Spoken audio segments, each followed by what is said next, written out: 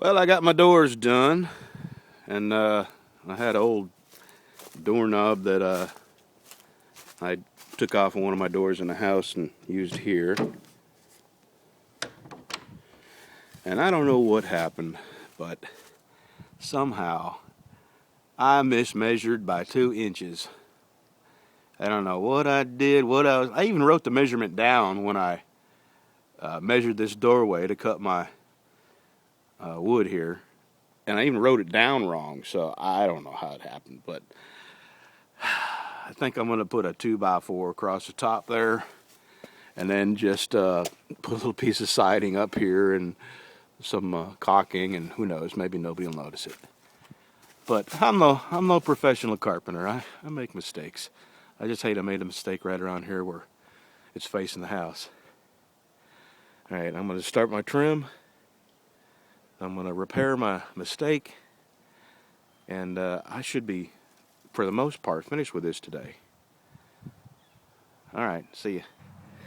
All right, there's this side trimmed out, done. I'm going to caulk over my nail holes, hit it with a coat of primer, and then on this end here, the eaves, I'm coming out 3 foot, adding some tin, and this is where I'm going to stack my firewood back here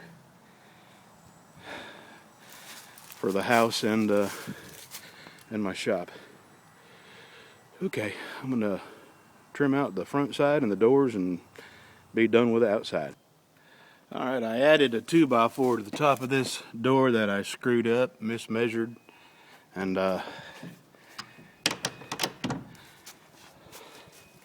added a piece of siding to it. From a distance, it don't look too bad, but I have a friend who's a carpenter. I'll see if he picks up on it. If he doesn't notice it, then I'm good to go. Well, I'm done. I trimmed it out, and I'm standing in the shadow of my shop here because the sun is right on the camera. I got some a little bit of work to do as far as caulking the nail holes, and then I'm going to put a coat of primer on it. Oh, and my mistake up there, when I get some caulking on that seam and fill in nail holes, I don't even think it'll be noticeable. It'll just be between me and YouTube that I made a mistake. And I used an old lock that I had laying around. Had to do a little whittling to get it to fit, but it works. I'll be able to lock this. Alright, that's one project down. What I'm going to do next is I'm going to add 3 feet off of this eave here and put some tin on it, and right below here is where I'm going to start stacking my firewood to keep it dry. I don't know what I'm going to lay down here in the ground. If I come across some 4x4s or maybe some landscape timbers or something, just to keep the wood up off the ground. But this afternoon I'm going to Ace Hardware to buy some pipe and some sheet metal so I can install my stove.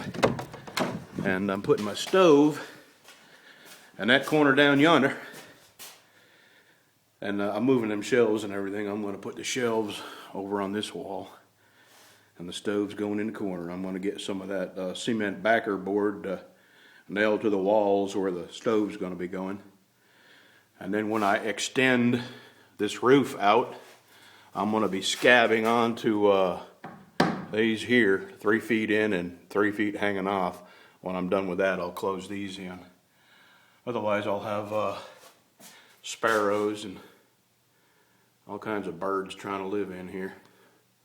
All right, I'm going to put this up. I really can't do that much right now because it's still too cold to paint, and it's too cold to get the caulking to stick to the wood.